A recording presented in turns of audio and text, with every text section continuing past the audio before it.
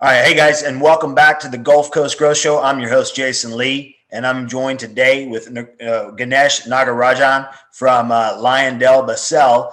For many of you that don't know, Lyondell is all throughout the ship channel, the port region, several different facilities, and his role is really a diverse role. We were discussing it before the show, and I said, "Man, I'm gonna have to let you explain that because you do it much better than I do."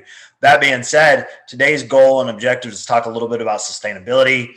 It's been a word that we've heard being thrown around, but a lot of people are still probably scratching their head wondering exactly what that means.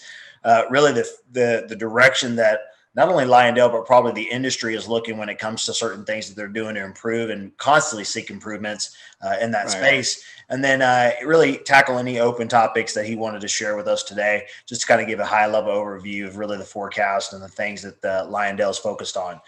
So with that being said, Ganesh, I'm going to let you kind of explain at high level what you do for our audience.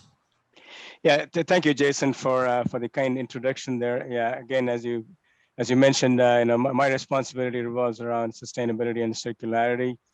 Really, for North American region, so what that means is, we have a really ambitious goal of achieving circularity and sustainability goals.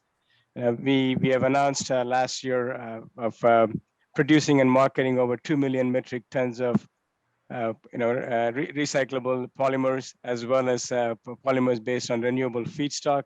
That's a pretty tall order. That's a global goal for us and across the world. And North America obviously is a significant portion of that goal. So my role really is around developing solutions and strategy and partnerships in terms of advancing the circular solutions, learning from what we are doing in Europe, translating some of the solutions over here to the North American, and developing our own solutions here for North American market, right?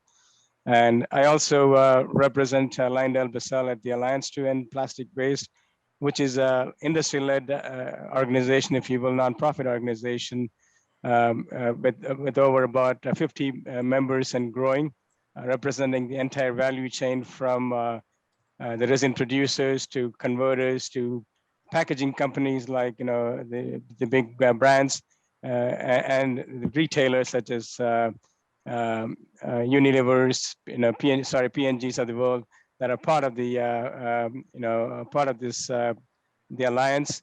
Really, what the alliance is trying to do is to advance solutions and business models that really helps in reducing the plastic waste across the world. So I'm part of the several what we call as the thematic expert groups that's responsible for developing projects that are specifically addressing the plastic waste issues across the world, and also part of the regional task group in North America that really sets the strategy as to where the alliance should be working on.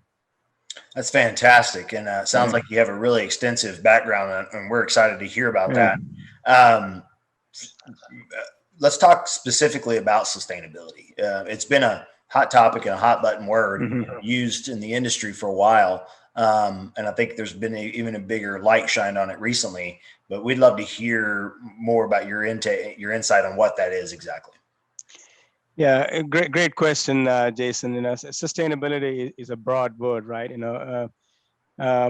Sustainability means, in simply put, in my opinion, is are we using the natural resources we have in a very sustainable way, right? To the maximum extent possible. Are you reusing it? Are you recycling it? Are you using it in an efficient way, perhaps, right? Like the carbon footprint when we talk about CO2 goals, right? The energy usage, are we using it to the best efficient way possible, right? In all our assets, right? In everything we do in our daily lives, right? Are we putting it to the best use? That's really what we see, what I see as sustainability really means, right? For us particularly, it means a lot of different things, right? The petrochemical industry, the chemical industry as such is a very energy intensive industry, as you know. So for us, it's about reducing the carbon footprint. The greenhouse gas emissions that are potentially coming out of the chemical assets, the assets we have around the globe. Now, how do we minimize the carbon emissions, right? The greenhouse gas emissions. How do we put that to best use, and how do we use our equipment in the best efficient way possible? It also means the plastic that we produce and sell, right? Are we doing our best to use it in a circular manner, right? And a lot of what you see today is, if you just take a step back, right? When you talk about the resource use, right? How we are using the resources globally, right? If you look at 2019 data, only 9% of the plastic waste that's out there is being recycled. Clearly, we're not efficiently reusing that product, right? Right. What we say in our industry is, it's not the plastic that's a problem. Plastic in many ways, it's a wonderful material. It's a very sustainable material.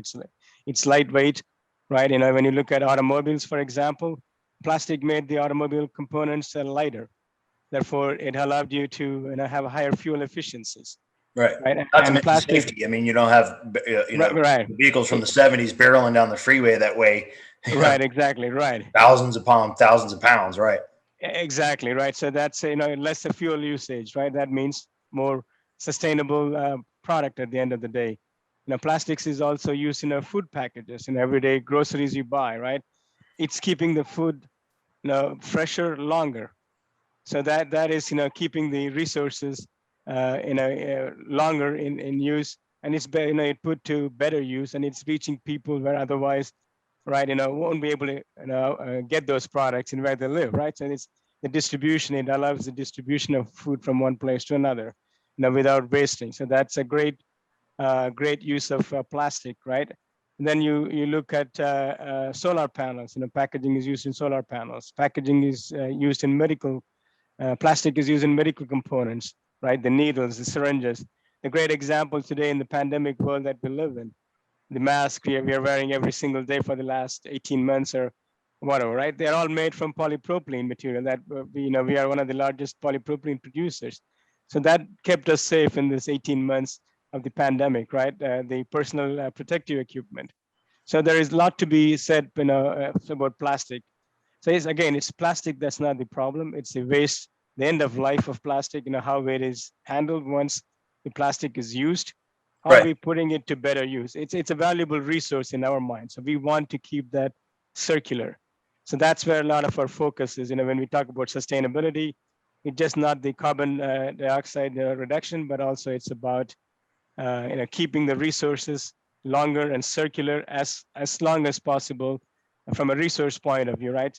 So if you look at how much of resources we are using today, right? If you keep using the resources at the same rate that we are using today, um, we are going to have a demand gap of 30 billion tons by year 2050. So it's in our best interest to use the resources as long as possible, as many times as possible, right? That's why we call it the 3 R's, right? First off, we want to reduce the usage if you can, Right. and then reuse it as many times as possible, and then recycle. So these are 3 R's that are necessary in our industry to keep keep it circular, if you will. Um, and when you look at sustainability and circularity, it's no longer it's nice to do from a company perspective. At LyondellBasell, we view this as core to our business, core to our business strategy, right? Core to our business development. It is a part and parcel of what we do, is as opposed to sustainability, like you mentioned at the outset, right? Everybody talks about sustainability. We're not just talking the game, but we are walking the game. We want it to become part and parcel of what we do from LyondellBasell's point of view. So I think so essentially that's what sustainability is to us. Efficiently using the resources that we use to the longest extent possible, Right. and keep it circular. So when you It's everything we do, right? Yeah, go ahead. so Sorry. using the term circular, what I'm envisioning is the kind of the circle of life of a product. Is that what you mean by that? So by those Right, right. meaning, where it's made and then it goes out and it gets recycled, gets put back into the process, and then essentially, if you can Right. turn it from not ending up somewhere where it's not reused, but essentially reused, then recycled. So those 3 R's kind of flow in a circle. Is that what you're referring to? Absolutely right, right. Yeah. So when you now, if you look at what is happening today, right? We as consumers, we use the packages, we use the plastic, we Mm-hmm. throw them in the trash bins quite often, right? Not in the recycle bins. and that plastic is never recovered or recycled. It goes to landfill. So that is a wasted resource, right? That resource, you want to put it back into circular use as long as possible, as much as possible. So that's what we really mean by circularity, right? Gotcha. Yeah, circular of life, right? What goes around must come around, right? We have to keep that, in circular motion, right? Reuse, recover, reuse as Gotcha. much as possible, right? Now obviously that's a two-way street, right? Lyondell, Right. it fall on your shoulders for people to recycle. I think there's, it's a gentle reminder to those in our audience. Hey, it does make a difference and it's an impact. But let's jump off and talk about advanced recycling. Tell us a little bit about that. Right. So, yeah, when you talk about recycling, right, how do you take this plastic material that's out there in either in a recycle stream or in a waste streams? How do you reuse them? So there are, at a high level, there are two ways you can look at this, right? You take that plastic and we can mechanically recycle them. So these are the rigid packaging, could be the shampoo bottles, the detergent bottles, the 1 gallon milk jugs that we use, right? That is a hard, rigid package. You can take that and shred it, clean it, wash it, and reuse them in another application or in the same application as it was originally intended for. Oh, wow. Right. So that is called a mechanical recycling. Mechanically you're shredding it, washing it, cleaning it, and there are some issues around that, right? In terms of when it hits the consumer stream, when it hits the waste streams, you're introducing a lot of contaminants in there, right? Whether it's organic waste or motor oil or anything else that goes in your trash bin, right? That becomes mixed into that package, or the rigid bottle, or the shampoo bottles, or the milk jugs, if you will. So how do you take that and you clean it? How do you make it into usable material, right? That's where the technology comes in. It's what we call as the mechanical recycling, right? We take that, either you take shred it and then mix it with virgin material meaning new material that has not hit the waste stream yet, right? And you mix it and produce a new product out of it, right? So that's mechanical recycling. But mechanical recycling has some limitations, as I mentioned, right? Some of the more demanding applications, let's say medical, pharmaceutical, food packaging application, right? You and I, when we say we're using the waste plastic that's been thrown in the waste bins and we are recycling it, you're going to be wondering, hey, how good is it in my food packaging application? Is it used to package my spinach, Right. or my salad, right? I don't want that, right? So you need to make sure that package is good enough for food packaging applications. Mechanical recycling has some limitations around it. As much as you can clean it, it is the technology we have today, right, doesn't allow us to use it in food packaging or highly critical applications like medical applications, pharmaceutical, and packaging. So what advanced recycling really does is, in our terminology, we call it molecular recycling. So you take this, plastic packaging, and you bring it back to its original elements, meaning the monomers. So when you talk about polymers, the plastic, it's made from monomers, right? The monomers are polymerized, and the many monomers are put together, and you make a plastic out of it, right? Whether it's polypropylene or polyethylene. Um, so that's what we are trying to do with the advanced recycling. You take this plastic material and bring it back to its original basic ingredient at the molecular level, and then repolymerize it and make that product again. So this technology allows you to make the virgin-like product and same quality, same consistency, same performance as the virgin-like product, and therefore you can use it in a multiple variety of applications. Wow. That's what the advanced recycling is. So the technology is evolving. There are a number of people that are working on this technology, including LyondellBasell. So we have invested in that technology. I can talk more about it as we get into this discussion. And what we call is the MORI-TEC technology, or molecular recycling technology, that allows us to take this, what we call as the hard to recycle plastic waste.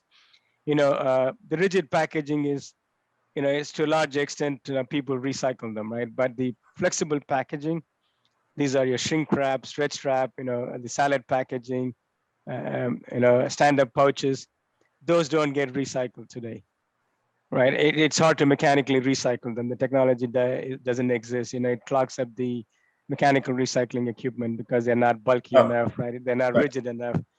Uh, Plus, those compositions are highly complex. They're made of multi-layer material, multiple different materials, meaning it's just not one material. It's not just polyethylene.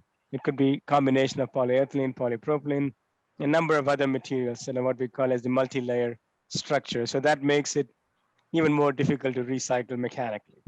So Yeah, that's why you can't scrap all that together and then we can't scrap subtract out right, the different things right, needed. Yeah, so it right, doesn't scrap into the multiple. So that's where the right, molecular component extracts it back down to root, and yeah, that makes a lot of sense. right. So I didn't know that's that. what, That's great yeah, education. yep, I yeah. just kind So of yeah. envisioned you guys throwing it in like a big hot batter and then like blending it all back together and then shooting some more bottles out the side, So it's No, I'm right, kidding, but I mean it's pretty crazy right, to think about the complexity of that. right. So I mean, that's technology is, I would say, still is not at scale, right? It's not moving the needle yet. But what is encouraging is a number of us are still, are working on these technologies.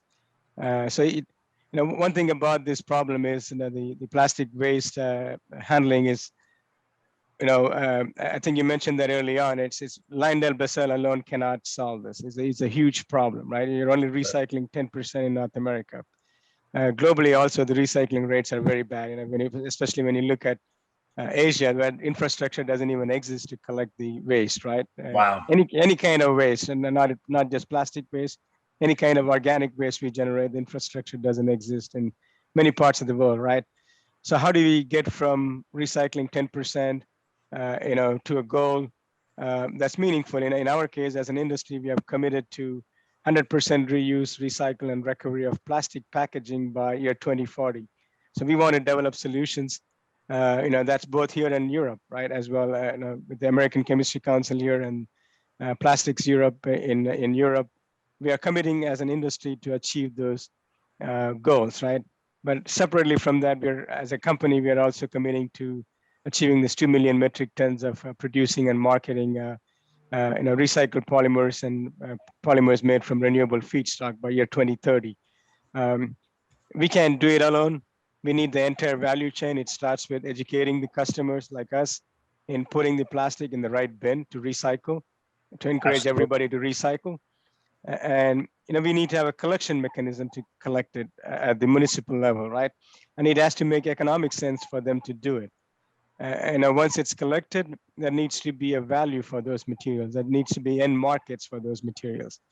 That's where we as LyondellBasell, the brand owners, they're all committing to incorporating certain level of recycled content, right? You see, you hear about Ellen MacArthur Foundation. It's a nonprofit body that a lot of the brand owners, a lot of the people in the value chain have committed to using certain level of recycled content, right? Whether it's 25% recycled content or 50% recycled content in their packaging. That's what the industry is committing to, and that's where the value comes from for these products. And that's where the end markets comes from, right? You can't just simply ask people to recycle if nobody wants to buy them, Right.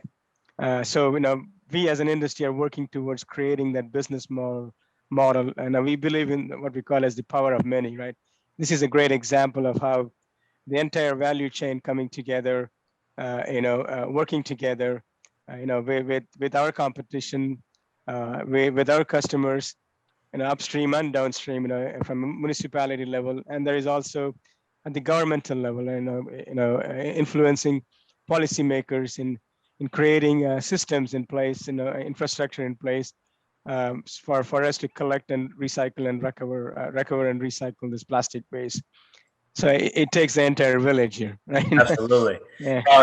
Is it safe? You'd mentioned in Asia not even having the infrastructure, right? And we're talking about Right. a global leader, and when it comes to manufacturing and product building, and so but yet lacking the infrastructure to focus on sustainability. And so, is it safe to assume that the U.S. and specifically even our region here, because of the pocket being that it is, and I guess the microscope that's over our little region. Yeah. Is it safe to assume that we're potentially a global leader when it comes to focusing on sustainability and the science and putting it to use in practical application to try to help improve that? Are we kind of out in front of the rest of the folks?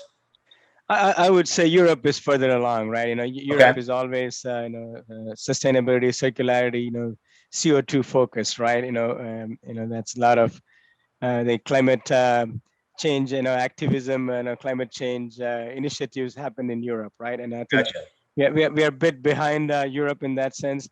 Europe is also a lot of groundswell in terms of legislative support, right, for making this happen, right? Whether it's the Right. extended producer responsibility, they have plastic taxes, that kind of, Gotcha. funds the infrastructure. We are a little bit behind on that front, but certainly the same brand owners, same global players are Right. operating here as well as, the P&Gs and the Unilevers of the world. They are here too, and everybody has the same goal and motivation to recycle, recover, reduce our energy usage, making it more efficient, resource efficient overall as a But it's safe company. to Right? assume that the U.S. is light years ahead of where they were just a decade ago, right? Well, certainly there is a lot of focus. Every company is working on it, right? We appreciate it. Yeah, I don't think any big Fortune 500 company, is without a policy around, sustainability, circularity, and carbon footprint reduction, greenhouse gas emission, climate change as a whole, Absolutely. and Yeah, especially in the Gulf Coast with the assets we have, right? yeah. So talk to us about you earlier. You used the term polymer based feedstock or renewable feedstock. So help us understand what that means. Right. So I talked about the mechanical recycling and the advanced recycling, right? And Hmm. by the way, LyondellBasell as a company back in April launched three different distinct branding, if you will, and we call our material circular materials, with the brand name Circulen, that is CIRCULEN, and along with that, with the different solutions we are advancing, the mechanical recycling we call it Circulen Recover, which is really recovering the plastic waste and reusing it. Gotcha. That's a trade name that we use, Circulen Recover. And then Circulen Revive is the name that we use for the molecular recycling or the advanced recycling. Revive is basically giving it a new life. You're taking the plastic waste and you're reviving it and giving it a new life. And then the third piece of what we are working on is Circulen Renew. It's not circular from the perspective of putting plastic waste to circular use. The Circular Renew is about reducing our reliance on fossil-based feedstocks. Thereby, you're reducing the carbon emissions, if you will, the greenhouse gas emissions. Oh, The great. Circular Renew, instead of using a fossil-based feedstock that is derived out of petroleum resources, we are using renewable resources such as plants. Now we use what we call as we partnered with a company called Neste in Europe. They're one of the largest biodiesel refiners in the world. The feedstock we use is waste vegetable oil, industrial waste oils. Oh, You know, wow. these are Wow. from these are from the restaurants, large chain restaurants. The oil that's used for frying and other things. You just reuse that vegetable oil to make monomers. We take that. It's hydrotreated. We take that, we crack it, we make monomers like propylene or ethylene, and then we make new materials, polypropylene or polyethylene, and they are just as good as the virgin materials, right? So that's what the renew means.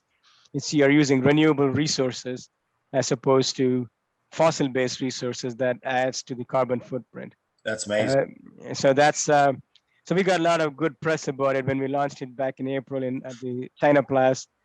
This branding around Circular and Recover, Circular and Renew, and then a Circular and Revive, really communicating to the market, hey, these distinct solutions have a distinct purpose, right? Recover addressing the mechanical recycling, Revive is the advanced, the molecular recycling, and then Renew is using renewable feedstocks. So by the way, there's no one solution that is going to solve this problem. That's why all these three solutions are important. As I said, mechanical recycling has limitations. If we want to achieve scale, take that 10% recycling rate to much larger rate, then we need to have something like advanced recycling. They're complementary to each other, all these solutions. And we work with the entire value chain to develop all these solutions. Yeah, well, this has been very informative. I mean, you can tell you're very passionate about what you do. Right. Did you start your career in the sustainable space? I mean, is this where you kind of started off, or was this something that was developed in you as you worked in the industry? Or tell us about the journey to get to a place where you're doing That's this work. good. Right. Yeah. I mean, I had my calling to work for petrochemical industry about 25 years ago. Right. So I've been in this Wow. space, in developing products. I started in technology as an R&D person, and a product development person, and I'm trying to create new materials. It's always driven by the idea of making more efficient material. Right. You talked about automotive. Right. Making products, that could make it lightweighting. Developing new packages. How do we keep the food fresh longer? And there's a technology behind all this, right? We see it as plastic as consumers, but not all plastics are the same, right? We are constantly driving, the evolution of plastics and how far we can take in terms of performance. We always believe in light weighting or down gauging. We recently launched a new technology called Hyperzone. Um, when we talk about solutions, right? We talk about circularity, reuse, renewable, right? But there's also another piece to it, developing new virgin materials that are better than before, right?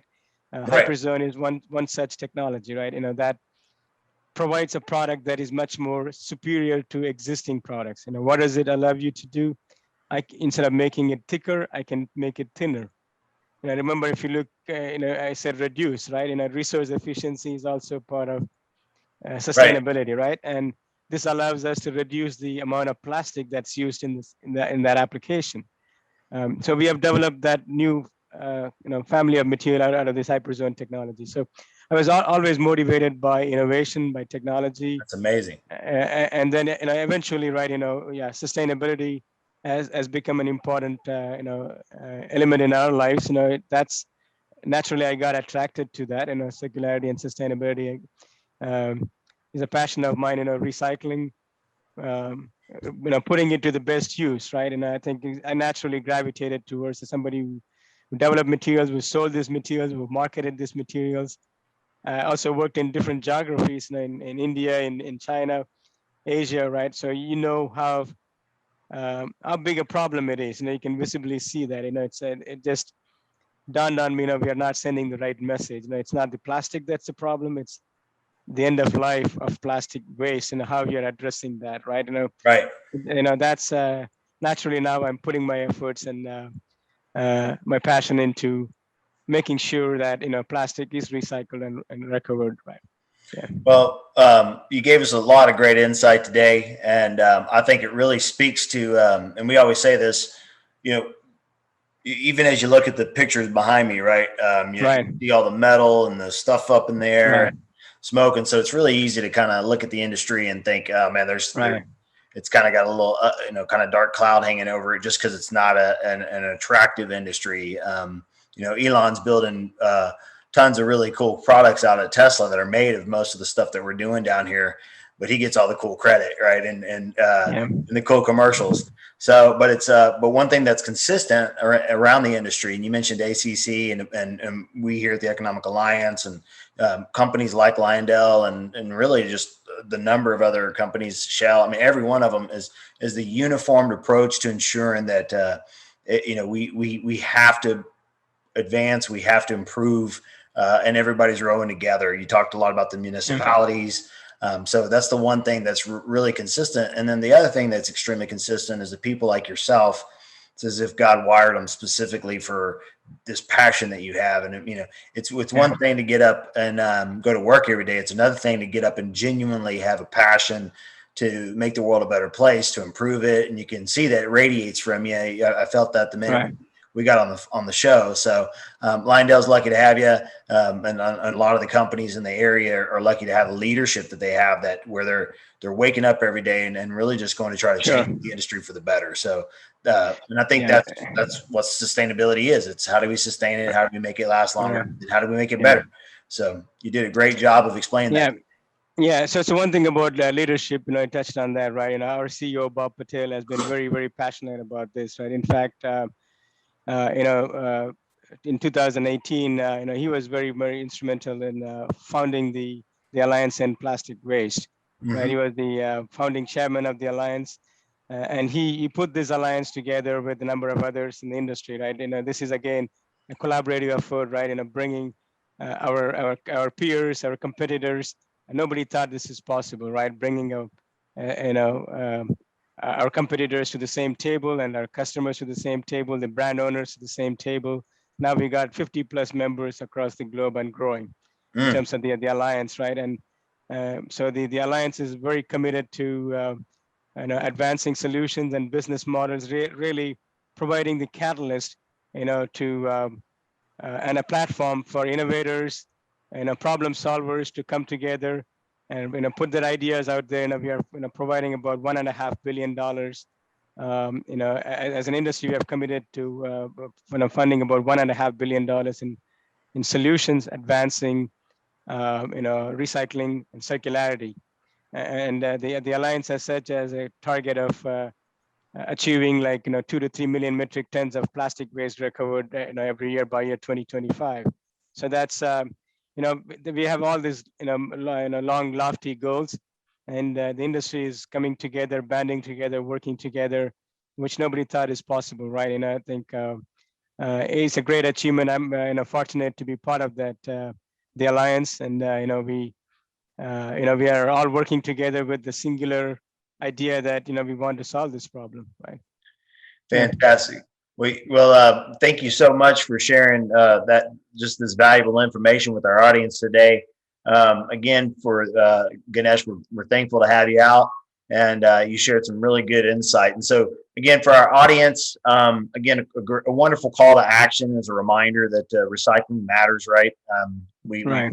Sometimes I think we take it for granted, but now you're hearing the story that every little piece matters, and then the science and the continued forward momentum that's being pushed out there by these organizations that are looking to really turn it into an improved opportunity for us. So I would Yeah. remind you to be, it's a two-way street. We all got to get involved. If you're listening to our show today, again, you can always tune in to the Economic Alliance Houston Port Region to get subscribed on a consistent basis. You can follow us on LinkedIn and Facebook, and stay, up to speed on the information. And Ganesh, for anybody that has questions specific to what you do or the organization, is there a place they can reach out to Lyondell to get questions answered, or reach out to you to better understand, or is that something you want to share today or no? Yeah, I mean, you can go to our LyondellBasell.com or lyb.com, and if you look at our sustainability report, it tells you, a lot about not only what we have done in the past, but where we are heading in the future, right? Fantastic. It's a great read. Just I'll encourage everybody to look at our sustainability report. There's a lot of details that went into putting that report together, and it's a great document to look at our strategy, look at what we have done, and not only what we have done, but looking forward and what we want to do as a Where we're company, right? going. Yeah, Yeah, absolutely. right. I mean, we see this as we want to use our size and scale and reach to make an impact in the communities we operate, right? I mean, we see this as a social responsibility and a license to operate for us. As I mentioned early on, it is a part of our core to our business development and strategy. Great, Yeah. fantastic, sir. And so, for just a reminder too, coming up in September is the Gulf Coast Industry Forum. It's a 2-day event at the Pasadena Convention Center. There will be people representing and discussing things like sustainability and the future of what's happening in the industry. And so, it's probably the single best 2-day forum that you can get real live information from people that are out in the trenches, people just like Ganesh, sharing and kind of painting the vision and the future of where things are going. So if you're in the industry or care about the industry or your local region, again, go to the Economic Alliance Houston Port Region. You can start registering in advance.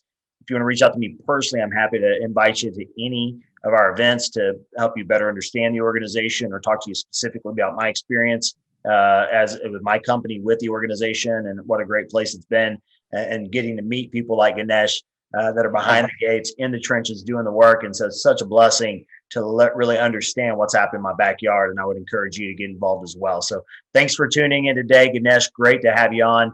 And you guys follow us, and we'll see you next week. Yeah, thank you, Jason, for having me on, and also more importantly, highlighting sustainability and circularity on your podcast here. It's it's a very, very important and relevant issue for times. Glad to have you. You guys have a great week. Yeah, thank you.